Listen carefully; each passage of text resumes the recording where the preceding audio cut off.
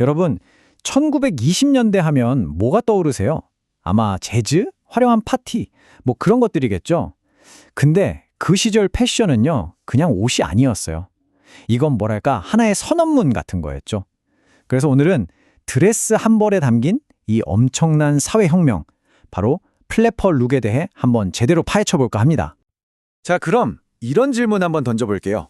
옷 한 벌이 혁명이 될 수 있을까요? 좀 거창하게 들리시나요? 근데 오늘 제 이야기를 들어보시면 생각이 좀 달라지실 거예요. 패션이 어떻게 시대정신 그 자체가 되고 또 여성의 방의 상징이 될 수 있었는지 그 비밀을 한번 풀어보자고요. 우선 플래퍼라는 말부터 좀 확실히 하고 가야겠죠. 이게 그냥 뭐 어떤 스타일, 이름 그런 게 아니에요. 플래퍼는요, 독립적이고 옛날 방식은 이제 됐어 하고 저항하고 스스로를 해방시킨 완전히 새로운 현대 여성을 뜻하는 말이었어요. 그러니까 옷차림이기 이전에 일종의 태도였던 거죠. 아니, 그럼 이런 여성들이 갑자기 하늘에서 뚝 떨어진 걸까요? 당연히 아니죠. 모든 혁명에는 배경이 있잖아요. 이 모든 이야기는요, 1차 세계대전이 끝나고 세상이 그야말로 뒤집어지던 바로 그 시절에서 시작됩니다. 그때 사회 분위기가 어땠냐면요. 정말 정신이 하나도 없을 정도였어요. 일단 전쟁 때문에 남자들이 자리를 비우니까 여성들이 그 자리를 채우면서 난생 처음으로 경제적 독립이라는 걸 경험하게 돼요. 그리고 곧바로 투표권, 그러니까 정치적인 힘까지 손에 넣게 되죠. 여기에다가 광란의 20년대라고 불릴 정도의 엄청난 경제 호황까지 겹치니까 뭐 새로운 소비 문화가 빵 하고 터질 수밖에 없는 조건이 만들어진 거예요. 여러분, 한번 생각해 보세요. 내 힘으로 돈을 벌 수 있는 경제력, 그리고 사회에 내 목소리를 낼 수 있는 정치적인 힘. 이 두 가지가 딱 생기니까 여성들이 더는 예전처럼 살고 싶어 하지 않는 게 어떻게 보면 너무 당연한 거 아니었을까요? 이제 스스로 나는 누구인가를 정하고 싶어진 거죠. 이게 바로 그 거대한 자유를 향한 발판이 된 겁니다. 자, 이렇게 사회는 변할 준비가 다 됐는데 여기에 기름을 부은 게 있었어요. 바로 문화의 힘이죠. 특히 재즈 음악하고 당시 막 떠오르던 대중매체가 플래퍼 스타일이 확산되는데 결정적인 역할을 합니다. 그 시절의 분위기를 딱 한 단어로 말하라면 전 무조건 재즈라고 할 거예요. 완전 자유롭고 즉흥적이고 때로는 반항적이기까지 한 그 느낌.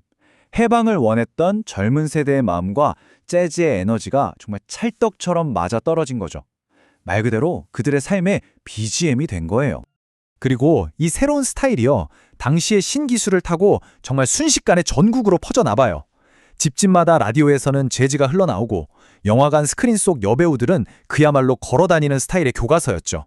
거기에 잡지들이 요즘 인싸 스타일, 플래퍼룩은 바로 이런 겁니다 하고 쐐기를 각아주니까 이 세 가지가 합쳐져서 막을 수 없는 거대한 유행이 된 겁니다. 자, 그럼 이제 본격적으로 플래퍼룩을 하나하나 뜯어볼까요? 이 옷의 디테일 하나하나가 어떻게 자유라는 키워드랑 연결되는지 지금부터 같이 한번 살펴보시죠. 이거 보세요. 이 차이 좀 보세요. 진짜 극과 극이죠. 전쟁 전에는요, 숨도 못 쉴 것 같은 코르셋에 질질 끌리는 무거운 치마. 이건 뭐 움직이지 말라는 거잖아요. 근데 1920년대 새로운 여성들의 옷은 어때요? 헐렁한 일자 드레스에 짧고 가벼운 치마.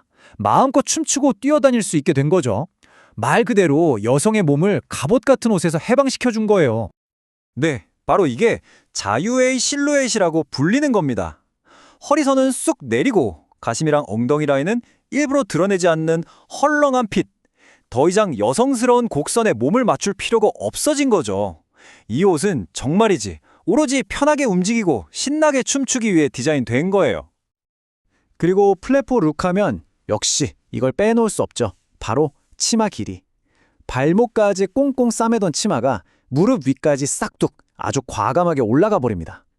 여러분, 지금이야 아무것도 아니지만 그땐 여성의 다리를 드러낸다는 것 자체가 엄청나게 충격적이고 도발적인 일이었어요. 그러니 이게 여성의 방에 얼마나 강력한 상징이었겠어요? 드레스에 달린 디테일들도 다 이유가 있었어요.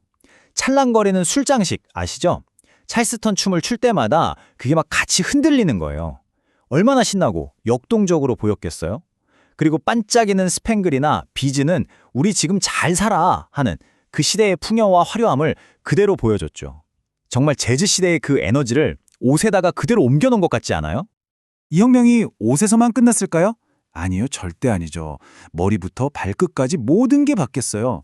여성의 상징과도 같았던 긴 머리를 주저없이 싹둑 잘라버린 보브컷, 그리고 여자는 정숙해야지 하는 낡은 생각에 맞서듯이 아주 짙은 눈화장에 새빨간 입술, 종모량의 클로슈 모자, 아래로 길게 늘어뜨린 진주 목걸이까지, 이 모든 게 우리는 과거와 달라 라고 온몸으로 외치고 있었던 거예요. 자, 그럼 이 플래퍼룩이 우리에게 남긴 건 과연 뭘까요? 슬슬 정리를 해봐야겠죠? 어떻게 그냥 옷 하나가 사회운동의 아이콘으로 역사에 기록될 수 있었는지 그 핵심을 짚어보겠습니다. 여기에 정말 모든 걸 요약해주는 말이 있어요.